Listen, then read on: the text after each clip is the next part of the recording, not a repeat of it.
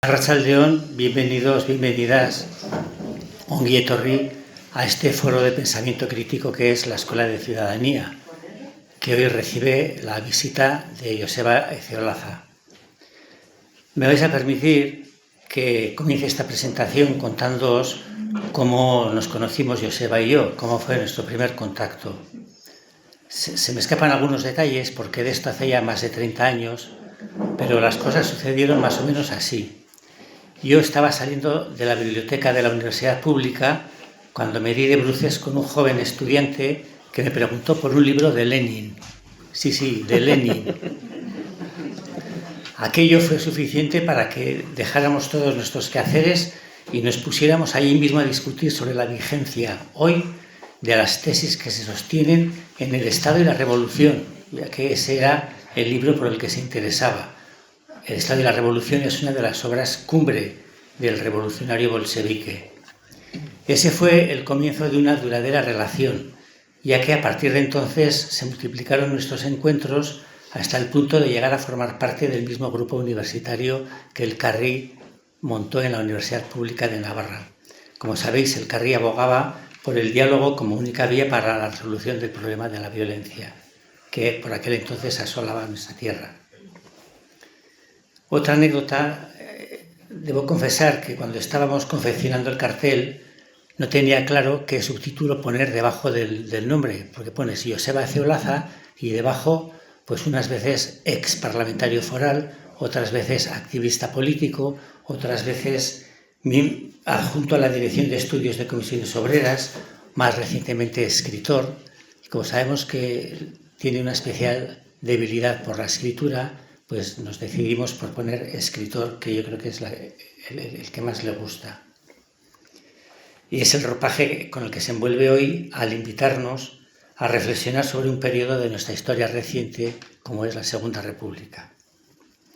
Conocemos bien a Joseba, de hecho, es la tercera vez que comparece en esta tribuna, por lo que tenemos noticia de su gusto por García Lorca y su viaje por Navarra, su investigación acerca del magisterio de Camino Oscoz, la maestra que fue vilmente asesinada, de las embestidas del terrorismo en la memoria de los detalles y de tantos y tantos temas que aborda cada vez que tiene ocasión de dirigir la palabra al público. Y hoy nos presenta una nueva obra en la que nos muestra cómo muchas familias no callaron por elección, sino por necesidad. Rescatar esas voces tiene a partes iguales un sentido de la justicia histórica y una vocación pedagógica. En definitiva, como apostilla Joseba en la contraportada del libro, Las voces de la República es una invitación a transformar la memoria en enseñanza. Ya que te he hecho el comienzo de la presentación, pues ahora puedes continuar, Joseba.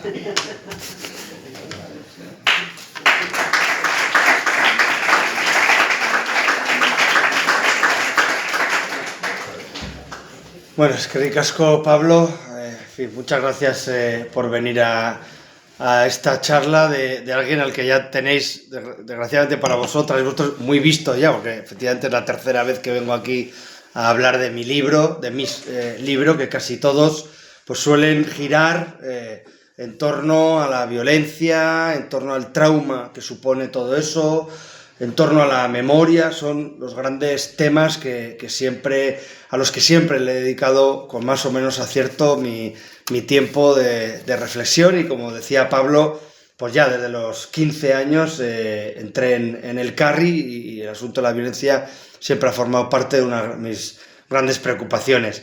Yo recuerdo no me acordaba yo de eso de Lenin, no me acordaba, es muy simpático. ¿No te acuerdas? Y ahora me acuerdo y me describe bien, porque éramos unos pedantes que pa' qué, con 18 años. Yo me acuerdo de dos anécdotas contigo. Yo di contigo mi primera charla de mi vida, en una charla que estabas tú, Pachi Zabaleta, José Luis Uriz y yo, que me poníais ahí como la cuota jovencica. Y bueno, estaba terriblemente nervioso y esa fue la primera charla que yo di en toda mi vida en el aula magna de la Universidad Pública de Navarra, llena con 250 estudiantes.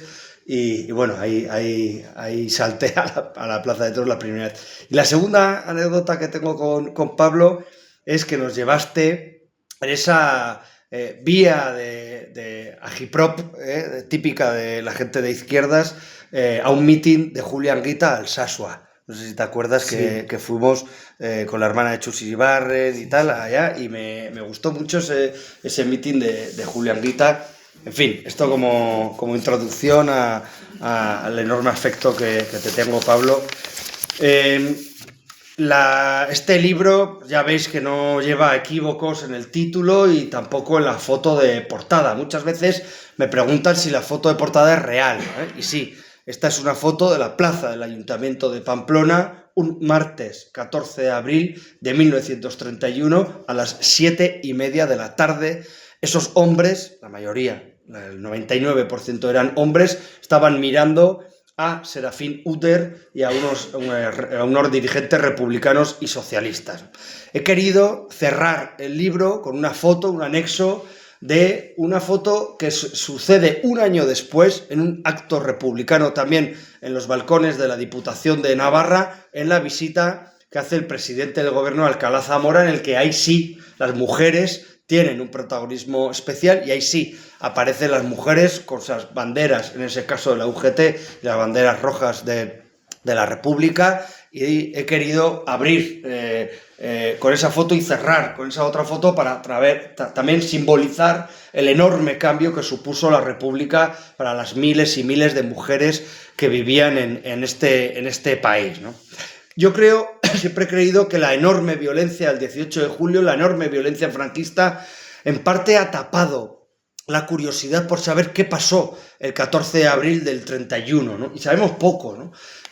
Yo siempre me he preguntado cómo se proclamó la República en Navarra, quién habló, qué se dijo, qué tipo de ambiente hubo ese día y qué tipo de receptividad hubo, ¿no? Y es normal que la enorme violencia franquista haya tapado eso, pero es un asunto al que le dedico el primer capítulo, porque además en el caso de Navarra se da un hecho muy singular, simpático, pero que viene a resumir una metáfora de lo que era el movimiento republicano de aquella época, y es que Francisco Niceto Uder proclamó la Primera República y su hijo proclamó la Segunda República.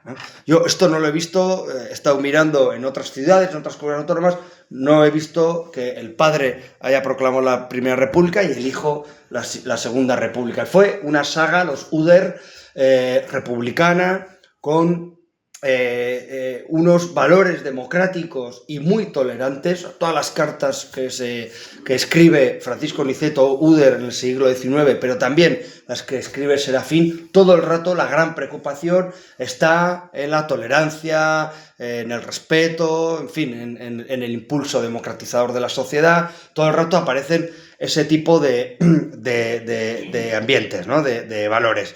Hay una parte inédita que tiene que ver con las memorias de Serafín Uder, que han estado ocultas en una pared durante muchísimo tiempo y la familia me las cedió y parte de ellas sirven para hacer el segundo capítulo.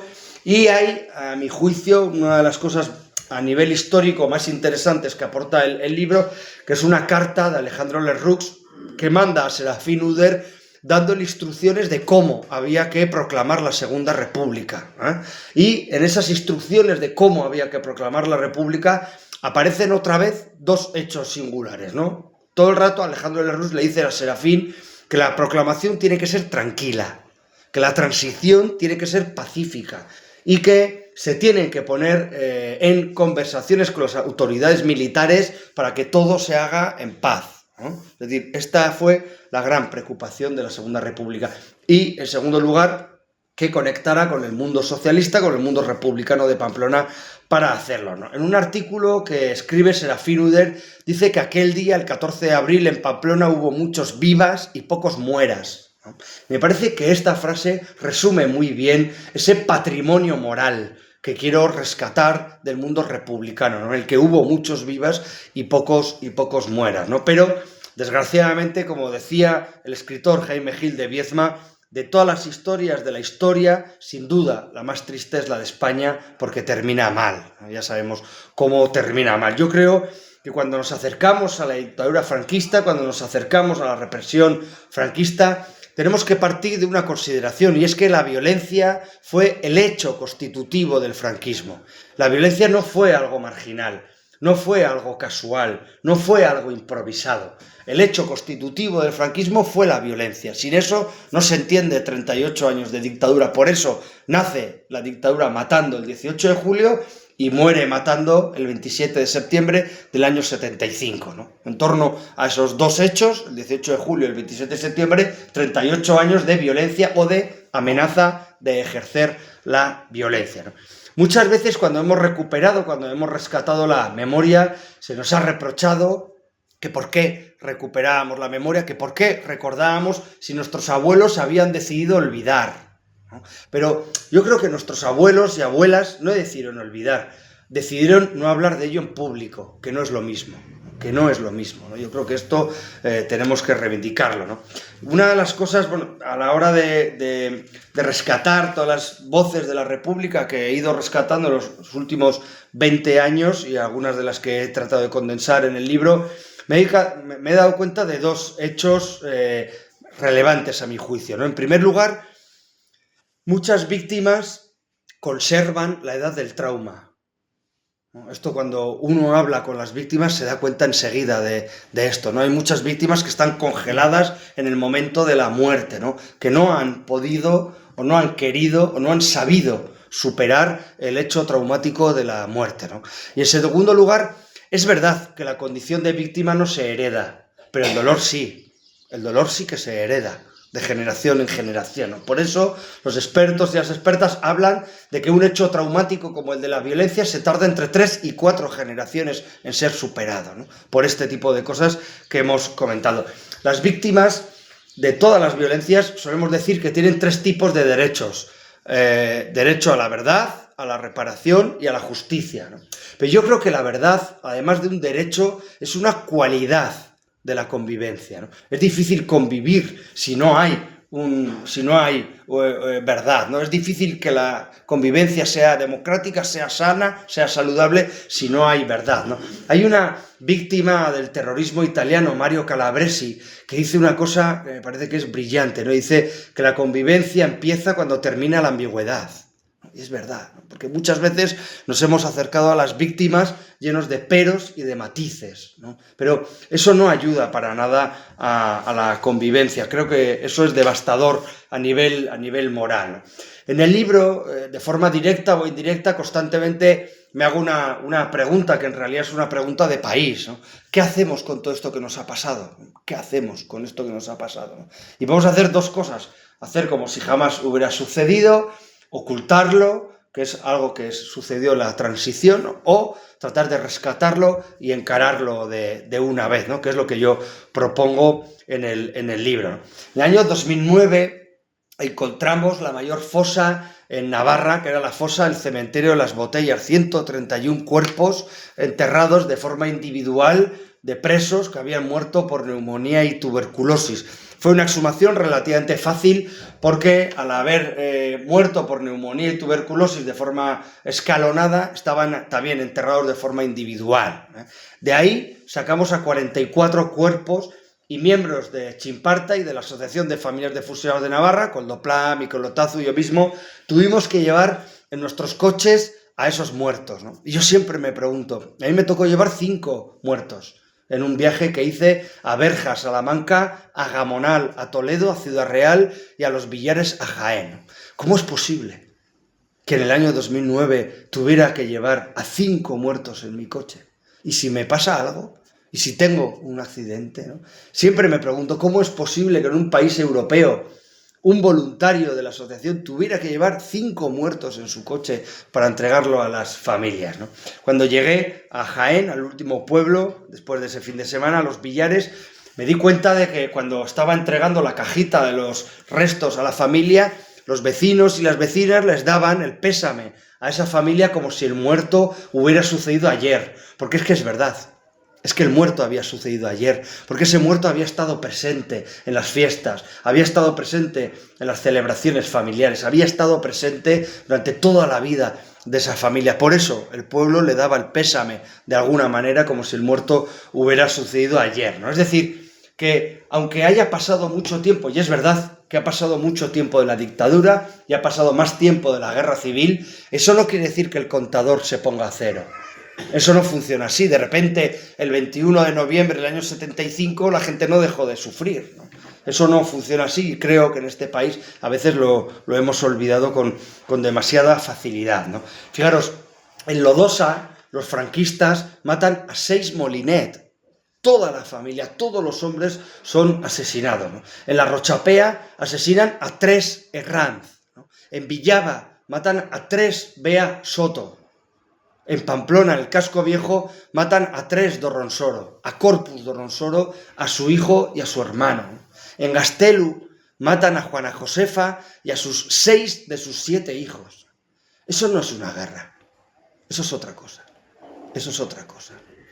Lo digo porque hay muchas veces que lo que yo llamo en el libro, existe el tic de paracuellos, ¿no? Que cuando hablamos de las reivindicaciones de las familias republicanas siempre hay alguien que intenta compensar y que intenta neutralizar esas reivindicaciones con, oye, ¿y paracuellos qué? ¿No? Pero eso es devastador a nivel moral, porque las víctimas no se compensan, en todo caso se suman, pero no se compensan, ¿no? Y hay una terrible manía en este país con utilizar los hechos de paracuellos no para reflexionar sobre los excesos de la guerra, sobre la brutalidad de la guerra, sobre la fanatización de la guerra, sino que se utiliza paracuellos para compensar. Se pone en marcha paracuellos para neutralizar nuestras demandas, que es lo que yo he llamado el tic de paracuellos, ¿no? Fijaros, en un pueblo de Sevilla, en Guillena, matan a 17 mujeres porque no encuentran a sus 17 hombres.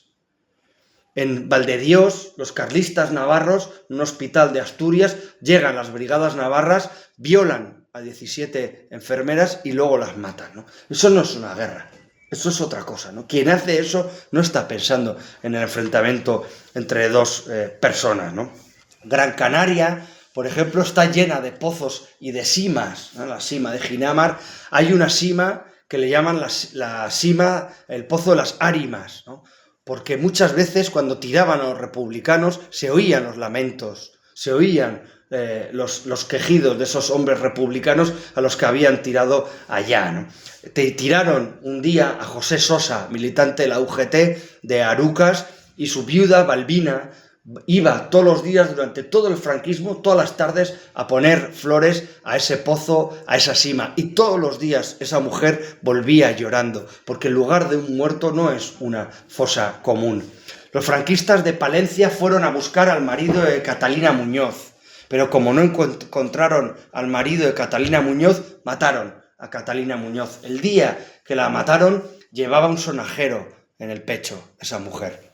88 años después, cuando se abrió la fosa, delante de su hijo Martín, apareció el sonajero que escuchó ese pobre crío. Ay, me emocionó porque mi hijo se llama Martín también.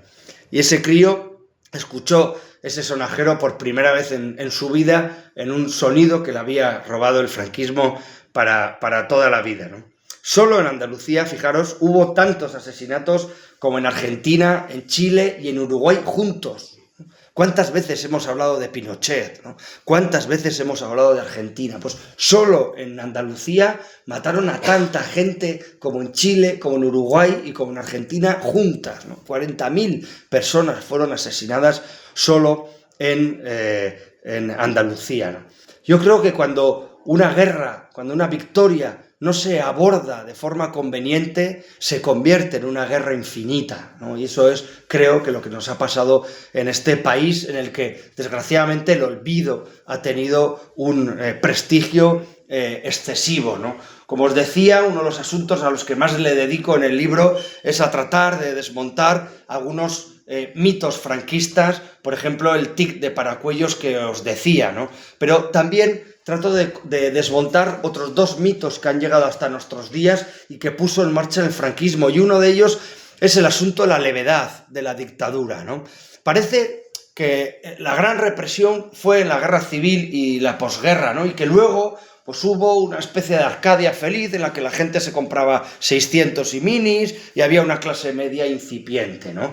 Pero es que la cárcel de Carabanchel estaba llena de sindicalistas. Es que las torturas en las cárceles y las comisarías era algo común. No es verdad que el acelerador de la violencia se relajara. Es que siguió durante muchísimos años, ya ni te cuento, durante la transición al mundo sindical y al mundo de comisiones obreras en concreto, ¿no? Y otro mito es el mito de los muertos por envidia, ¿no? Esto lo comenté en el anterior libro, pero es una cosa que me fastidia muchísimo, ¿no? Es la desideologización de los asesinatos, ¿no? Como si la guerra hubiera sucedido por rencillas, por envidias, por problemas de lindes, ¿no? Esto se nos ha transmitido muchísimas veces, pero yo estoy cansado de identificar la afiliación política de los 3.500 asesinados y todos eran republicanos. No es verdad que la envidia fuera un detonante para la represión, ¿no? El otro día en un pueblo me decía, es que a mi abuelo lo mataron porque tenía una yegua grande. Bueno, primero era votante del Frente Popular y luego tenía la yegua grande, ¿no? Nunca la envidia, jamás la envidia fue el hecho detonante de la violencia, ¿no? Yo no digo que el franquismo, la falange o el carlismo utilizara el asesinato para robar, obviamente lo usó, ¿no? Pero no fue el hecho detonante, el hecho constitutivo, ¿no? Porque si no, si la envidia fuera el motor de la represión, alguno de derechas habría muerto también, ¿no? Pero siempre la envidia apuntaba a la gente de izquierdas, especialmente en Navarra, ¿no? Yo creo que también, aparte de describir todas estas tristezas que os estoy describiendo, pues también he querido en el libro destacar parte de la fraternidad que hubo en el mundo republicano y esa unión que hubo en el mundo republicano, del que creo que podemos aprender muchísimo, ¿no? Fijaros, en Andosilla, 4 viudas jóvenes de 20 años se pusieron a compartir piso después de que mataran a sus 4 maridos y tenían 10 hijos y 10 hijas entre las 4 y a las noches cosían para sacar algo de dinero y cuando una trabajaba, las otras le apoyaban y le cuidaban a los críos. Y los carlistas, en fiestas, iban a decirles obscenidades a esa casa y a tirarles botellas de vino a las paredes, ¿no? Había un hombre en el año 73, un sindicalista también, en el año 73 es detenido y llevado a la Dirección General de Seguridad de Madrid, que tenía unas escaleras de caracol. Ese hombre, José Rejón, sabía lo que le iba a pasar después del último peldaño, que era que iba a recibir unos golpes terribles y le iban a hacer la bolsa, en fin, todo tipo de torturas. En ese mismo momento, en esas escaleras, bajaban a Tranquilino Sánchez, un dirigente de comisiones obreras de la construcción al que habían torturado ya más de 20 veces. Tranquilino Sánchez, cuando se cruza con ese joven José Rejón, le dice, tranquilo, chaval, aguanta, chaval, no te quiebres. En ese no te quiebres está la dignidad de toda una generación que hizo todo lo posible contra el franquismo y creo que es necesario también destacarlo, ¿no? En Carcastillo, al médico Ceferino le castigaron por no ejercer jamás porque era republicano, pero las familias le llamaban a las noches para que pudiera ejercer a escondidas, ¿no? En la Barranca, en Logroño, las mujeres de negro recorrían esos 9 kilómetros que hay de Logroño a Lardero para penar a sus muertos y iban todos los días a hacer el duelo todas esas mujeres, ¿no? Las casas del pueblo, los ateneos anarquistas, los casinos republicanos, todas esas entidades eran lugares de gran fraternidad y de gran apoyo entre la clase obrera, entre la clase trabajadora, entre la gente republicana, ¿no? Fijaros, en el campo de concentración de Ravensbrück había 6.000 mujeres encarceladas por los nazis, solo 8 eran españolas. Esas 8 mujeres ahí solas en un campo de concentración nazi cosieron una banderita republicana pequeña que se escondieron en la pierna. Cuando se liberó el campo de Ravensbrück, casualmente un 14 de abril de 1945, esas mujeres sacaron esa banderita republicana que llevaban escondida en la pierna y celebraron la liberación. También los españoles que estaban en Mauthausen, cuando llegan las fuerzas liberadoras en abril del año 45, cuelgan una pancarta muy famosa que decía: las fuerzas antifascistas, los españoles antifascistas saludan a las fuerzas aliadas.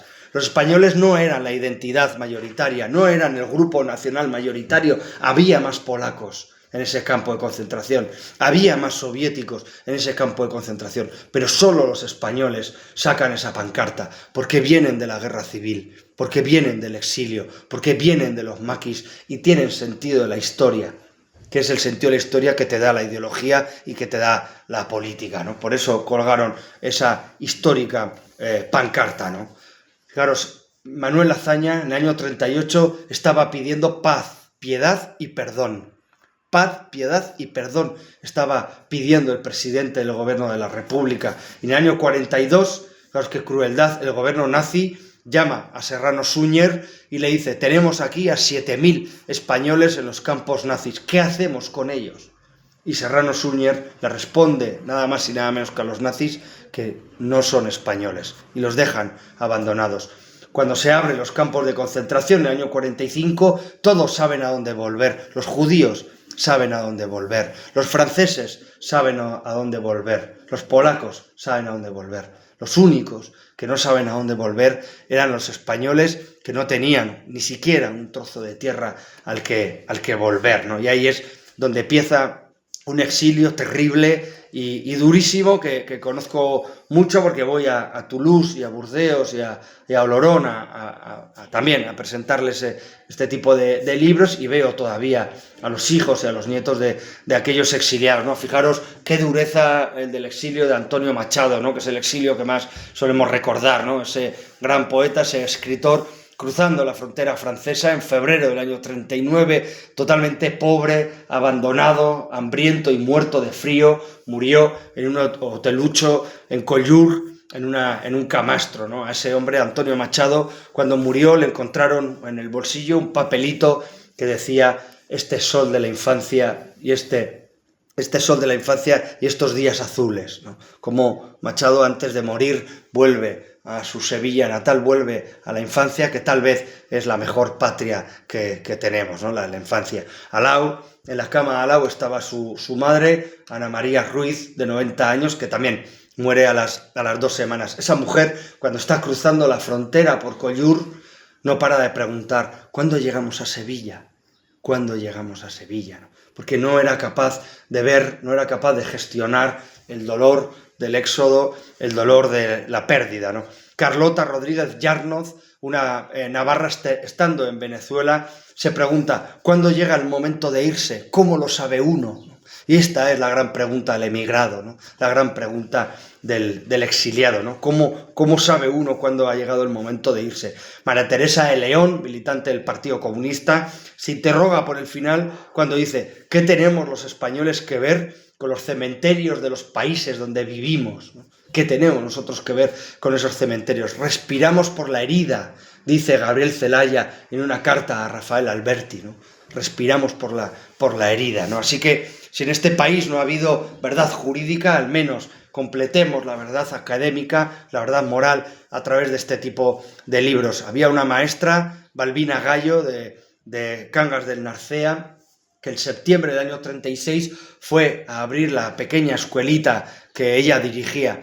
Cuando va a abrir la escuela, un comando de la Falange le está esperando para asesinarla. Su marido, Ceferino Farfante, está a 17 kilómetros, le llega la noticia de que acaban de detener a su mujer, coge un caballo, lo espolea todo lo que puede, intenta llegar al pueblo, pero llega tarde porque ya los falangistas habían asesinado a su mujer. Y entonces los falangistas deciden que también van a matar a Ceferino. Ceferino no era un objetivo de la Falange, pero lo matan para generar el mayor daño posible en las hijas que se quedan vivas, ¿no? Hilda Farfante escribe en el año 2020 una carta a Pedro Sánchez cuando se está elaborando la ley de memoria histórica estatal y le dice: urgente, la voz se me está apagando y no quiero dejar a mis padres en una cuneta, ¿no? Y este ha sido el gran sufrimiento de las familias republicanas. Cuando en Navarra hacemos la primera exhumación con métodos científicos, es en el año 2005, sacamos a 7 de Murchante en Fustiñana, las Bardenas de Fustiñana. Ya sabéis que antes, en 77, 78, 79, hay lo que se llaman las fosas tempranas, que son sobre todo en Marcilla, en la Ribera de Navarra, pero en el año 2005 es la primera exhumación con métodos científicos, ¿no? El día que vamos con el equipo de Aranzadi, con Paco Echeverría, a abrir esa fosa, llamamos al juez de paz de la zona y no nos hace mucho caso, no nos pregunta, ¿no? A mí este es un asunto que a mí siempre me ha llamado muchísimo la atención, ¿no? ¿Cómo es posible que en el año 2005 exhumáramos a 7 individuos con tiros en la cabeza sin que nadie nos preguntara nada? Nadie nos preguntó, oye, ¿y tú quién eres? Nadie nos preguntó, ¿a dónde te los llevas? Aún peor, nadie nos preguntó, ¿cómo se llaman esos que están ahí? ¿Qué les ha pasado? En el año 2005, en un país europeo, en una región como Navarra, exhumamos a 7 personas sin que absolutamente ninguna autoridad nos preguntara nada. ¿Cómo es posible que se hicieran las cosas tan mal en este país, ¿no? Antonio Bartos, uno de los familiares de estos de Murchante, nos dijo: desde que tuve uso de razón, le prometí a mi madre que localizaría a mi tío. Si hubiera sabido dónde estaba, lo habría desenterrado hasta con las uñas. Y este ha sido el gran dolor de muchas familias, ¿no? Cuando abrimos, como os digo, el cementerio de las Botellas de San Cristóbal, entregamos los restos de Juan Pintado a su hija María Pintado, que estaba alegre y estaba sonriente cuando le entregamos los restos, ¿no? Y nos dijo María: es que estoy contenta porque por fin podré volver a mi pueblo y decirles a mis amigas que yo no era hija de soltera, porque le habían machacado con esa idea, porque el médico la había machacado con esa idea, porque el maestro la había machacado con esa idea, porque el cura le había dicho que su padre no existía, que era hija de soltera.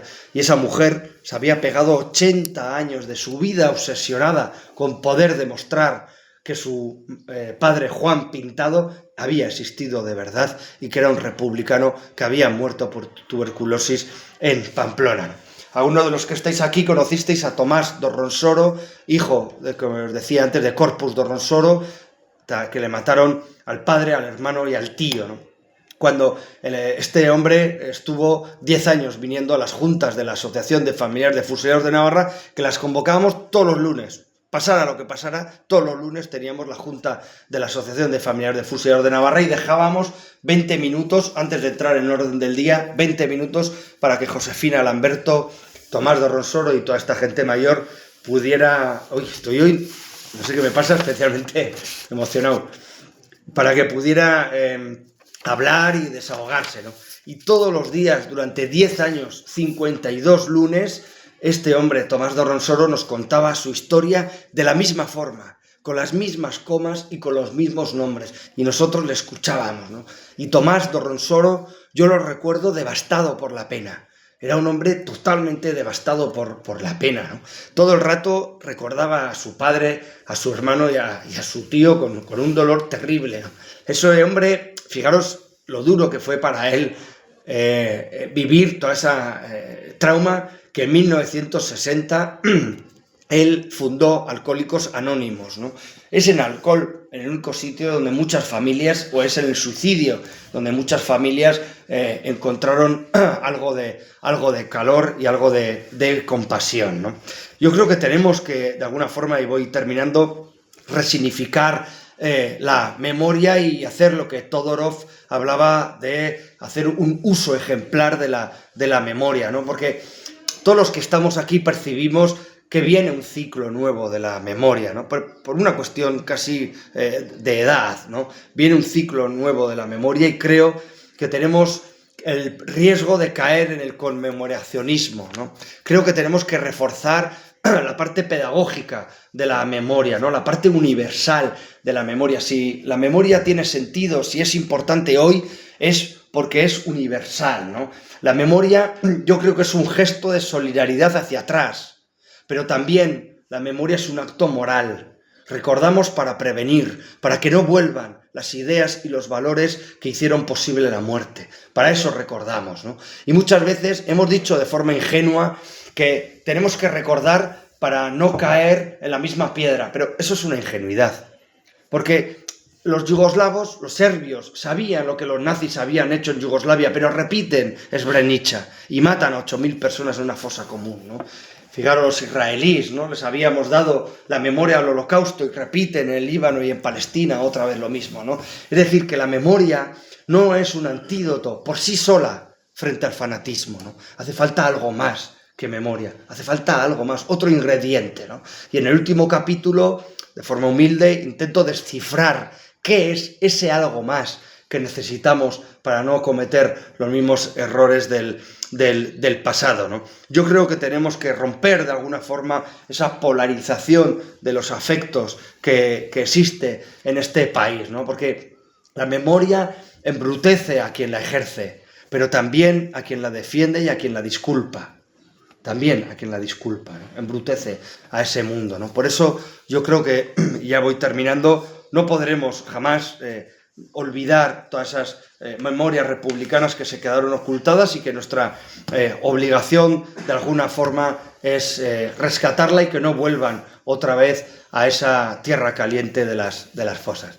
Muchas gracias por escuchar y disculpar, que no sé qué me pasa hoy, que estoy especialmente sensiblón. Gracias.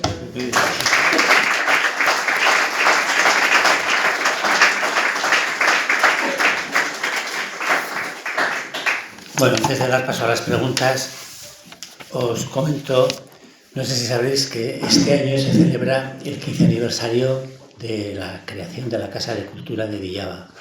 Y con tal motivo, el Ayuntamiento ha organizado una semana de actos a cargo de las diversas entidades y asociaciones que tienen vida en la localidad. La Escuela de Ciudadanía se comprometió a organizar una de las actividades que van a discurrir entre el 25 y el 29 de mayo. Del 25 al 29 de mayo todos los días va a haber una actividad. Por lo que respecta a la Escuela de Ciudadanía, si bien el de hoy es el acto con el que clausuramos el curso 2025-2026, pues vamos a hacer una conferencia adicional a cargo de Raquel González Eransus. Muchos la conoceréis porque es una trabajadora de Villava, es directora del programa de acogida y acompañamiento a personas migrantes. Y el tema que va a abordar va a ser cuando el territorio no construye identidad, sino otredad. Entonces va a ser una conferencia a cargo, como digo, de Raquel González Eransus el próximo 26 de mayo a las 7:30 de la tarde. Andamos en duda si hacerlo en esta sala o en el espacio escénico. Yo creo que finalmente la van a traer a esta sala.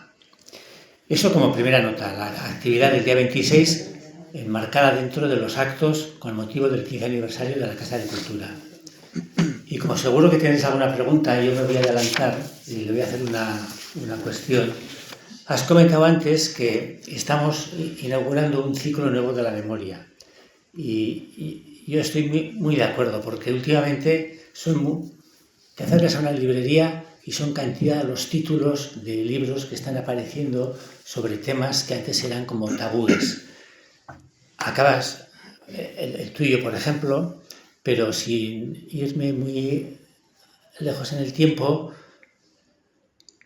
La península de las casas vacías, si habéis tenido la ocasión de leer, de David Duclés, es una buena muestra de la vigencia y de la actualidad que tiene el tema. Y luego también, muy interesante, las publicaciones de Julián Casanova. No sé si os suena quién es este catedrático de Historia de la Universidad de Zaragoza, con el que estamos en conversaciones para ver si finalmente cede, pero como es un maño, es muy cabezón, y no hay manera de convencerlo. Pero a ver si lo convencemos para que venga, si no puede venir en el primer trimestre, de octubre a diciembre, sí que, porque tiene la agenda muy... Tú dices que tienes la agenda llena, pues... No, este es otro nivel. Pues él también la tiene muy llena y entonces no se atreve a comprometerse con nada. Pero yo creo que con un poco de tesón, yo también soy bastante cabezón, así que yo creo que lograremos que venga y que nos exponga en el espacio escénico sus avances sobre la investigación de un fenómeno sobre el que creo que tenemos que reflexionar, sobre Franco. con motivo del, no sé si del 75 o del 50 aniversario de su muerte, se celebraron unos actos donde parece que se trataba de suavizar, que no era un régimen dictatorial, que era un régimen autoritario.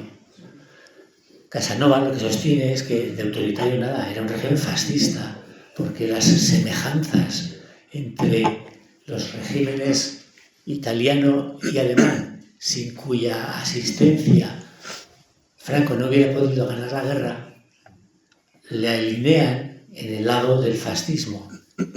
Y entonces, la pregunta, ¿dónde está? Pues la pregunta está, Joseba, si crees que en España hay riesgo de involución, no sé si de involución o porque una de las últimas conferencias que tuvimos recientemente fue por Miquel Ramos, que hablaba sobre el auge de los movimientos ultraconservadores. Si no estamos como demasiado descuidados y la derecha y la ultraderecha pues están pactando y están conspirando para recortar todo lo que puedan las libertades y los derechos que tenemos, en definitiva, de una involución hacia regímenes, vamos a poner, autoritarios. Sí, mira, yo suelo ir a todos los años, desde hace 5 años voy a 6 institutos a hablarles de estos temas, del terrorismo de ETA, en fin, de la guerra civil, de todos estos temas. Y se hizo a nivel de España un estudio muy interesante sobre el impacto que tenían los testimonios de las víctimas en los institutos. Y ese estudio lo que hizo es encuestar al alumnado antes del testimonio de la víctima y encuestarle después del testimonio de la víctima. Y demostró algo obvio, que la sensibilización respecto a la violencia, respecto a la cultura de la paz, subía 18 puntos. Pero ese estudio tenía una cosa mucho más interesante que eso, ¿no? Ese estudio demostró que el testimonio de las víctimas era positivo incluso en chavales que estaban en estadios de radicalización temprana. Es decir, que cuando el chaval estaba totalmente radicalizado, el testimonio de la víctima no le suponía absolutamente nada, porque el fanatismo te vuelve ciego y sordo, ¿no? Pero incluso en situaciones de radicalización temprana, ¿no? En episodios tempranos, incluso ahí los testimonios de las víctimas son útiles y son muy interesantes, ¿no? Por eso yo creo que todo lo que tiene que hacer la escuela en este sentido es fundamental, ¿no? Hay cierta crisis en este sentido porque hay 2 sociólogas, justo me acabo de leer un libro sobre esto, 2 sociólogas francesas que plantean una mirada crítica al papel de la escuela, ¿no? Y dicen, hemos educado a 4 generaciones en la memoria del Holocausto y sin embargo el 25% de los alemanes están votando a un grupo que niega el Holocausto, ¿no? ¿Qué ha sucedido ahí? Es decir, los chavales y chavalas alemanas obligatoriamente todos los años están acudiendo a un campo de concentración, pero eso no es suficiente. Y esto es lo que os decía antes, ¿no? Que la memoria por sí sola no nos previene ante el fanatismo, hace falta algo más, ¿no? Entonces, creo que a veces hemos tratado el asunto de la memoria desde el conmemoracionismo, ¿no? Y ese es, creo, a mi juicio, uno de los grandes errores, ¿no? Yo cuando voy a los institutos percibo, bueno, una anécdota, me han dejado de invitar a uno en concreto por el grupo ultra incipiente que había. Eso no me ha pasado nunca. O sea, este año me han dicho, oye, es mejor que no vengas, porque si antes había 2 o 3 chavales ultras, ahora ya son 12. Entonces, joder, va a generar quejas entre las familias, no sé qué. Por ejemplo, el año pasado, fijaros, el año pasado debatí con un grupo, con un centro, sobre... decían que todavía había muertos en el parking de Valencia, ¿os acordáis del centro comercial de Valencia? Entonces se lo habían creído. Yo les decía, pero a ver, si hay muertos, ¿dónde están las familias?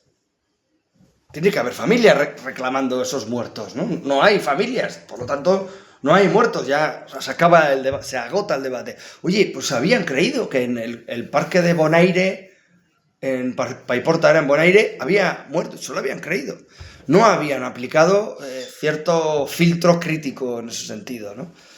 Entonces, hay un instituto, ya me han dicho de no volver a estos asuntos, pero en el resto, yo sí que percibo, yo soy optimista, porque sí que percibo que hay una generación que tiene muy interiorizada la cultura de la paz, ¿no? Y que la conexión con la ultraderecha está además muy focalizada en un sector muy concreto, pero que no es un cáncer que se extiende a toda la generación. Yo cuando voy, por ejemplo, a los centros, pues, veo unos buenos valores. En general, veo buenos valores. Gente muy empática, por ejemplo, con la inmigración, muy empática con las víctimas, que se emociona cuando pongo algún vídeo de Josefina Lamberto, o sea, que tiene capacidad de empatía y tiene capacidad de entender esto, ¿no?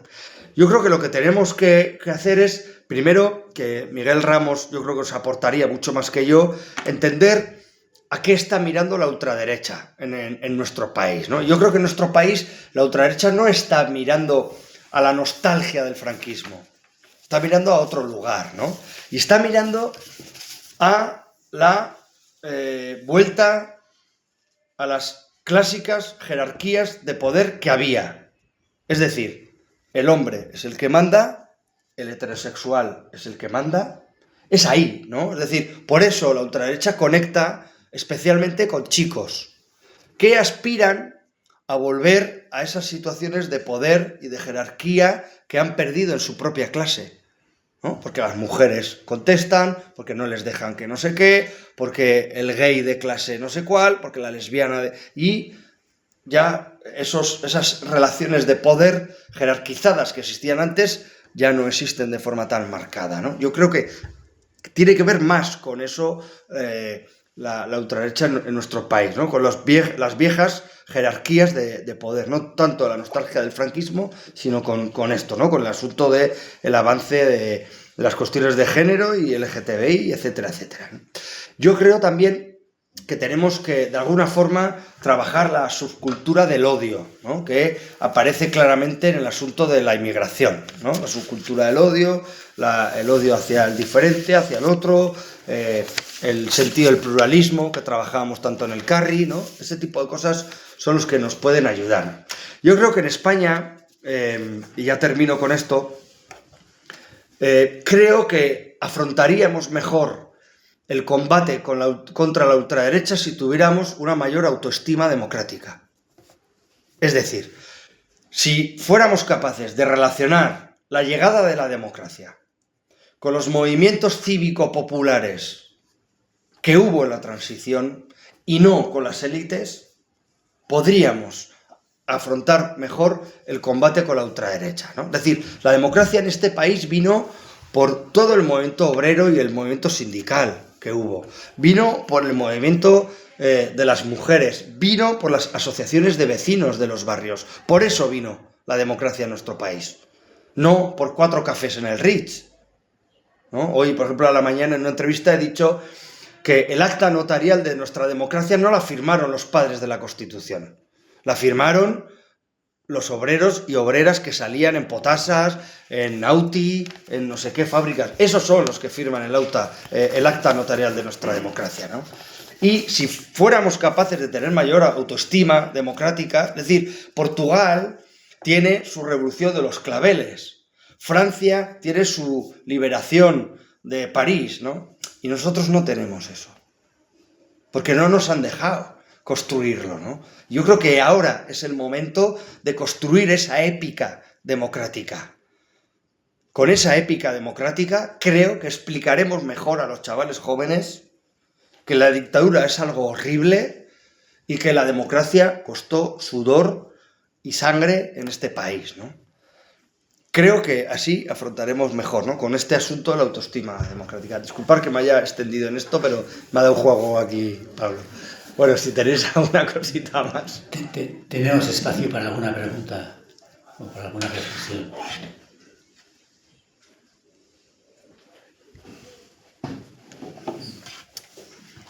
Preguntar algo porque si no tengo aquí rollo para una hora más.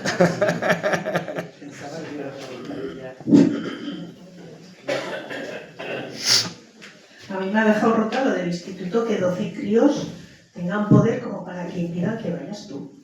¿Qué labor hace la junta directiva o el profesorado? ¿O tan potentes son esas familias como para imponer su ley? ¿No? Sí, sí, yo me he quedado, nunca me había pasado, pero bueno, ese es el ambiente. Pero lo que más me sorprendió es el doble ambiente de los estudiantes y las familias, porque ambas dos no querían líos. O sea, ni los padres y madres de esos chiquillos, ni sí, sí. A mí me ha llamado la atención y Mira, me espera un poco, quedo con ello. Ah, no, que por... Pero así se graba, así se graba. Así vas a pasar a la posteridad. Es que hacemos memoria también. Hay que hacer memoria.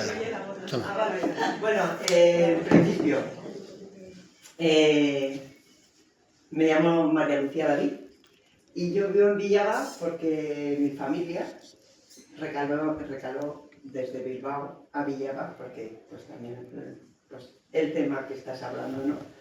Entonces sí que mi generación, que puede ser la tercera, es ahora cuando soy mayor, cuando realmente pues que te das cuenta de lo que han vivido, porque en el momento de juventud los padres están como un poco en silencio por ambos lados y cuando habla te parece que dices, joder, y está este hombre así como, ¿sabes? Cuando eres joven. Y luego realmente dices, hostia, qué historia más potente de la familia. Entonces, dentro de las personas, de mi familia en concreto, pues una prima que falleció, se empeñó en buscar nuestra historia y verdaderamente que ahí es algo bueno, muy fuerte, ¿no? De ahí deriva que eran varios hermanos los que vinieron aquí, los abuelos y la familia en concreto, y hemos hecho la vida aquí, ¿no? Pero las raíces están en Arrigorriaga, donde allí fueron encarcelados abuelo y abuela al mismo tiempo, y pasaron los hijos a, pues como eran pequeños, en Inglaterra, o sea, una historia súper potente. Y que hoy en día tenemos papeles gracias a esta prima, y estamos pues un poco pues viendo todo lo que han pasado con fechas, señales, y afortunadamente, y digo afortunadamente, qué pena, mi abuela, el abuelo lo soltaron antes por historias que pasaron, y mi abuela, afortunadamente, que sabía leer, pues tuvo, entre comillas, porque lo debió de pasar fatal, era la directora de leer, diariamente le daban la nota de quién tenía que decir fulanita, menganita y fulanita, venga.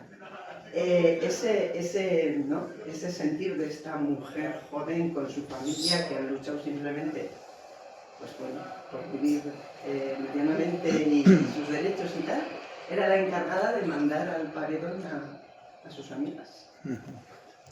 O sea, y luego pues vivir con todo esto. Al llegar y empezar a vivir de nuevo, después de años de separación, ¿no?, de la familia y tal, pues había silencio. Entonces sí que es verdad que, bueno, pues ahora mismo pues es la tercera generación donde se empieza a ver un poco la situación. Y bueno, sí que te tengo que dar la razón. Yo no lo había pensado. Es así. Mira, la primera generación suficiente tuvo con sobrevivir.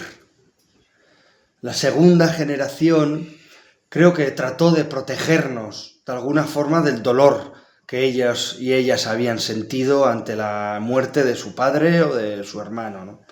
Y es la tercera generación, la de los nietos, la de las nietas, quienes rescatan de alguna forma la memoria en este país, ¿no? Yo creo que, aunque canse, aunque duela, tenemos que seguir hablando de la memoria, ¿no? Pero, sobre todo, tenemos que seguir hablando de la memoria no solo, como os decía, como un gesto de solidaridad hacia atrás, ¿no?, sino que creo que tenemos que seguir hablando de este tema para cuando ya no haya nadie aquí que pueda contarlo, ¿no? tenemos que dejarlo escrito para que la gente joven sepa qué es lo que sucedió, ¿no? Y eso se logra hablando, ¿no? Fijaros, yo soy miembro del Consejo Estatal de Memoria Histórica que ha montado el Gobierno de España para asesorarles en el desarrollo de la Ley de Memoria Histórica, ¿no?, que preside el ministro. Y el otro día, en una reunión que tuvimos en Madrid, el secretario de Estado dio una cifra que a mí me resultó terrible, ¿no? Y es que, aunque en este país pongamos millones sobre la mesa, jamás vamos a poder identificar más que al 10% de los desaparecidos. Este país ha perdido a 90.000 seres humanos. Se calcula que había 110.000 personas desaparecidas, 11.000 personas las hemos rescatado. Hemos perdido a 90.000 personas. Es terrible, es terrible. A mí el 10%, o sea, volví del tren devastado con esa cifra, ¿no? ¿Cómo hemos perdido a 90.000 personas, ¿no? Entre otras, por ejemplo, pues ya sabéis, las dificultades de encontrar a los 17, si no me equivoco, de Villava, ¿no? Sí.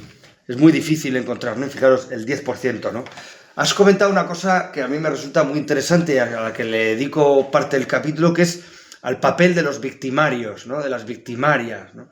Habla en Alemania, Katharine Schwarz y Katrin Himmler, que son las dos nietas que más han escrito sobre este asunto, hablan de que el nazismo fue posible no solo por los gerifantes nazis, ¿no?, que fue posible por los Mitläufer, que llaman ellas, ¿no?, el Mitläufer, que es aquella gente que miró para otro lado, le quitó hierro al asunto o se pudo llegar a aprovechar, ¿no? Hay una filósofa, Hannah Arendt, que escribió un libro magnífico, porque a ella, como corresponsal de un periódico estadounidense, le mandan al juicio que le van a hacer en Israel a Eichmann en los años 60. Ella va a ese juicio creyendo que se va a encontrar a un psicópata. Va a ese juicio creyendo que se va a encontrar a alguien malo, pero se da cuenta de que Eichmann, a pesar de que era el responsable de la matanza de miles y miles y miles de personas, era un tipo normal, ¿no? Hay cierta confusión con el concepto de banalización del mal que acuña Hannah Arendt, ¿no? Cuando Arendt dice banalización del mal, no está diciendo frivolización del mal. Cuando habla de banalidad no está hablando de frivolidad, está diciendo que hasta una persona banal es capaz de generar el mayor daño posible si recibe la orden precisa. De eso está hablando, ¿no?, de que los asesinos son gente normales, ¿no? Le impactó mucho a Jesús Barcos cuando me hizo hace un mes una entrevista para este libro, y además lo llevó a título en el diario Noticias, cuando le dije, la diferencia entre tú y yo y un asesino es ninguna, no hay diferencia. Solo la única diferencia es el grado de fanatización de las ideas, ¿no? Y esa es una de las grandes tragedias que tenemos en nuestra guerra y en nuestro franquismo, ¿no?, que creo que no hemos hecho este ejercicio de mirada también a los victimarios, ¿no?, de cómo eran, de cómo pensaban y de cómo se desarrollaron, ¿no? Yo le dedico ciertas reflexiones en torno a los victimarios de Yugoslavia, de Alemania, pongo una serie de casos, también de Argentina, por ejemplo pongo el caso de Loreto Urraca, que era la nieta de un cazador de rojos, Urraca, que ella funda con otras nietas de torturadores argentinos una asociación muy, muy interesante que intentan, pues, destruir esa imagen del abuelo matón, intentan escaparse un poco de todo eso, ¿no? Pero este asunto de los victimarios me resulta muy interesante porque ahí es donde podemos también descifrar de alguna forma esta banalidad del mal, ¿no? Cómo se construye la subcultura del odio, ¿no? Miguel Izu tiene un libro muy interesante que habla precisamente de esto, ¿no?, de cómo la corporación de Pamplona el 17 de julio se está yendo de potes. Se conocían todos, se titula el libro, y el 19 empiezan a matarse. ¿Cómo es posible que en 2 días sucediera eso, ¿no? Bueno, pues ahí hay la construcción del fanatismo, operan ese tipo de cosas, y yo a eso le dedico, pues, unos trocitos.